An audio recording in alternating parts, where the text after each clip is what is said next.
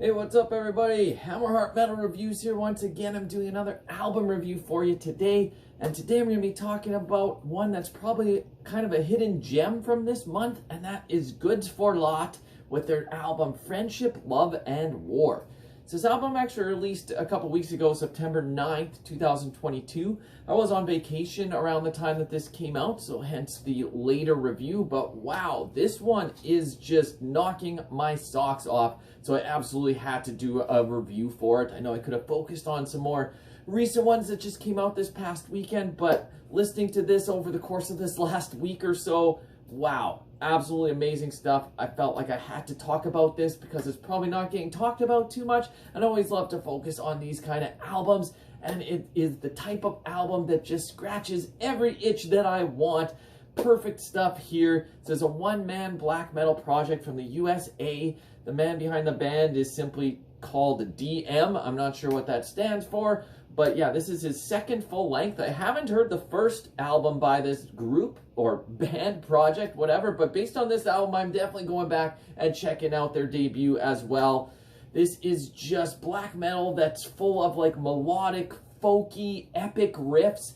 The vocals are so aggressive and insane, but it's also very raw as well. Like the production is definitely on the rough, raw side. But even with all the epic, folky black metal going on, there's even some like traditional heavy metal riffs and influence going on as well. And while I say it's raw, it's majestic and epic at the same time. Really brings in this nice warm guitar tone, and it's got this great like soaring black metal atmosphere, but with this traditional metal influence. And it's a concept story about myths and legends, and it's just really well composed. You're going to listen to this, you're going to want to go grab a sword, raise it up, raise your shields, and go to battle. It's just got that kind of vibe to it. This would be for fans of bands maybe like Obsequiae, Vehemence, early Horn. Definitely got some vibes there with like the atmosphere and folky parts. And the warm guitar tone really reminded me of Horn. And even a band like Stormkeep with their album from last year, this definitely doesn't have the same kind of dungeon synth feel to it, but just on the like the like atmospheric and majestic side and the epicness of that. There's some similarities there. So if you're into any of those bands, definitely go check this out. So this is 11 tracks in total. It's about 54 minutes long. So I'll do a quick track-by-track analysis. I'll give you my thoughts on this as a whole, and then I'll score it out of 10 at the end. So the album kicks off with Ride Forever in the Shadow of the Mountains. So this is a nice epic to start the album. It's about 7.5 minutes long. It's very evil sounding yet beautiful at the same time. It's got this furious start to it with these harsh vocals. But then this great melodic riffing comes in, and it's just really a showcase of what's to come for the rest of the song and also for the album as a whole. The guitar leads here are just glorious. They are so epic and melodic. It brings a smile to my face. When you hear epic melodic in black metal, it doesn't always work out, but here, perfect stuff. Like absolutely great with these guitar tones and the melodies over top. Like the vocals sound so crazy, but then you hear the guitar and it brings this beauty in, and it's just awesome. Very folky, medieval-esque, but really awesome stuff here. After that, it goes into another standout, The Tower of the Moon. So this one is such a nice melodic, harmonious riff to begin the song, but then it picks up the pace with this like galloping, thrashy, almost, yeah, traditional heavy metal part. And then it goes into blasting black metal with this backdrop of keys that are just kind of pushed to the back, but it really helps build the atmosphere. And then it goes into a really folky part later on too, with this flute or whistle. I'm not exactly sure what it is, but it really adds this nice flavor to it. And there's even some very odd clean vocals sprinkled in as well, and it really contrasts well with the harsh, aggressive black metal screams. Like this song goes so many different directions. It's just really, really awesome stuff. If you're going to go check out one song from this album to see what it's all about, The Tower of the Moon would be a good one to start with. After that, the third song is called The Three Sights. This one has a great tremolo riff and blasting to kick it off. It's got this really interesting riffs throughout the whole song. And while it's a very aggressive song, it still incorporates these beautiful melodies and once again, some additional keyboards in the background for added atmosphere. It's even got like a nice acoustic section to give it a little bit of breathing room. And I just can't emphasize how much I love the melodic guitar lead work on this song and throughout the whole album. It is just absolutely amazing stuff here. The fourth song is titled Instrumental Interlude 1. So guess what? It's an instrumental interlude. It's exactly what the title sounds like. That might be one of my few knocks on this album, is maybe could have come up with a more interesting song title instead of instrumental interlude. But nonetheless, the song title doesn't really matter. It's really gorgeous stuff here. It's this really acoustic, folky interlude. It's got flute over top of the acoustic guitar, and it really is just an introspective song, but really beautifully done. Awesome stuff here, just a couple minutes long, ties the third song to the fifth song beautifully. So the fifth song is Beyond Where They May Follow. This one is just melancholic melodicism at its finest. It's still, while it's melodic, it has these harsh tones throughout, but it's really well paced. Got this nice change of tempos, and overall just another great song. You're going to hear me repeating these same words over and over, but it's just because this album, pretty much front to back, is pretty amazing. The sixth song is called Land's Eternal Taken. The vocals here sound so tortured, but once again, the guitar melodies are so amazing. They're on full display here. Once again, folky influences in there with like some flutes, kind of gives it that folky or medieval flair, and it transitions very nicely into the second part, which is Land's Eternal Taken Part 2, the song right after. The folky part just transitions right into it. We got this really grandiose soundscape throughout this portion of, or throughout this part, and it's really got these keys just enveloping the background. You can kind of get lost in it, and guess what? More excellent riffs, more great ideas, just really well thought out songs and really well composed stuff. I really have to applaud this guy for just really putting out some great songs.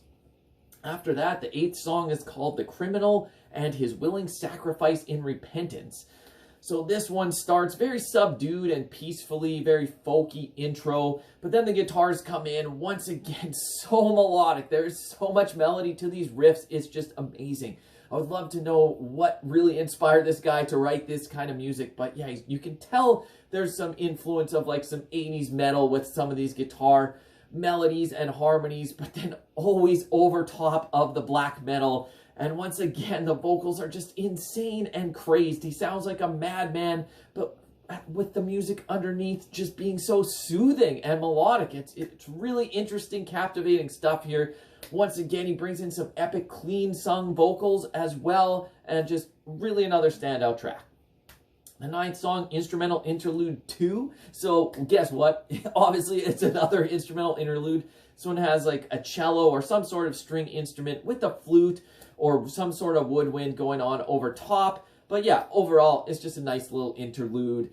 Really ties the album together well from front to back with these little interludes to kind of, once again, give you a little bit of breathing room.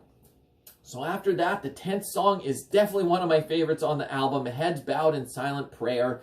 This has really nice galloping, crushing old school metal riffing, but then it goes into this really folky part, almost like psychobilly. It's insane, but it works. It's very interesting, but I can't emphasize how much, like how epic this song is. And while all that's going on, it still really keeps its foot rooted in black metal. So it's still got that raw, like dirty black metal feel, but with all this other stuff going on, and it's just so unique and awesome. Go check out this song for sure. And then it goes into the closing track, Friendship, Love, and War, Valinor's Creation. This is an absolutely great closing track. Really got, once again, the medieval vibe with these folky melodies.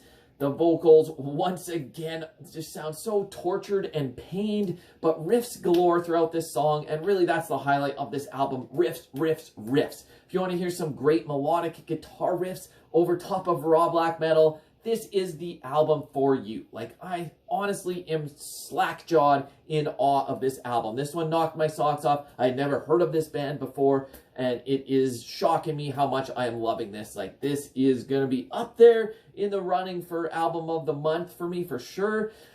Might not be #1 spot. There was maybe one other one that will be ahead of it, but nonetheless, I'm sure you're going to see this on my year-end albums of the year as well. It is that good. The production is very rough and raw. That's probably what he was going for, but maybe it leaves something to be desired. That's maybe one knock that will keep this from scoring too high, but nonetheless, it doesn't hold it back. It's just maybe it could be a little bit better here that would elevate it to the next level. But this is so unique. The guitar really shines on this album. Like, it's melancholic, aggressive, beautiful, melodic, and crushing all at the same time. It just balances all these different emotions so wonderfully. I absolutely love this style of black metal, incorporating all these different influences. And yeah, each time I listen to this album, I discover new little parts, new passages, and it's just that kind of album that I absolutely love. So to score this out of 10, obviously I'm heaping pretty much nothing but praise. So this is going to get a high score. Anything over 8 for me is something I strongly recommend. If it hits 8.5, that's pushing even better. And if it hits towards 9, that's like next level stuff that's going to stand the test of time. So this maybe isn't quite a 9 out of 10, not yet. Maybe in more time it will be, but this is easily hitting 8 and actually even easily hitting 8.5. Like I said, I had to take a little bit of score off for the production, but it doesn't hold it back too much. I'm confidently giving this album 8.7 out of 10.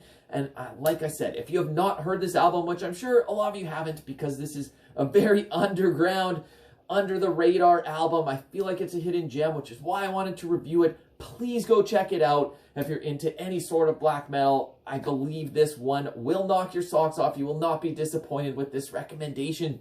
So anyways, if you have heard this album, give me your thoughts on it down below. I'd love to get some conversations going on it. I'm just, yeah, super pumped to be talking about this one. Like I said, it is flooring me with how good it is. So anyways, until next time, go hit that like button, hit that subscribe button. Hammerheart Metal Reviews out.